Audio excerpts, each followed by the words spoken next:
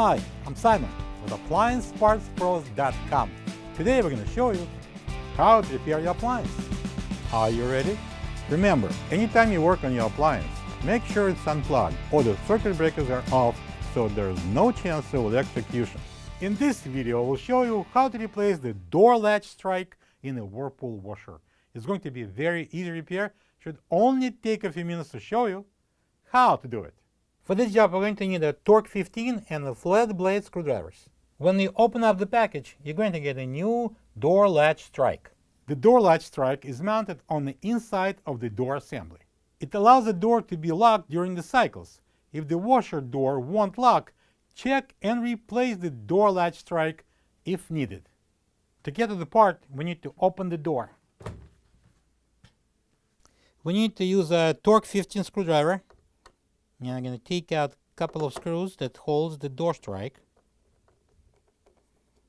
I'm going to use a flat blade screwdriver. I'm going to pry the top out.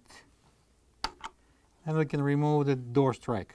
This is the old door latch strike next to the new one. If you don't have this part, you can get it from AppliancePartsPros.com. So we're going to bring in a new door latch strike. I'm going to insert this, the bottom end first in. I'm going to press the top in. So next I'm going to close the door, so then we can see when I open it again, we'll see where the strike is positioned. And then we can secure it.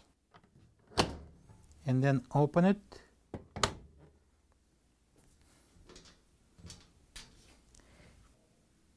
And now I can secure that door strike latch with two Torx 15 screws. Now when we're done, we can close the door. Plug the washer in and make sure it runs good. Thank you for being a part of another successful repair brought to you by AppliancePartsPros.com. For any of your future appliance repair projects, please check out our other videos available on our site, on Facebook, on YouTube, and on Instagram.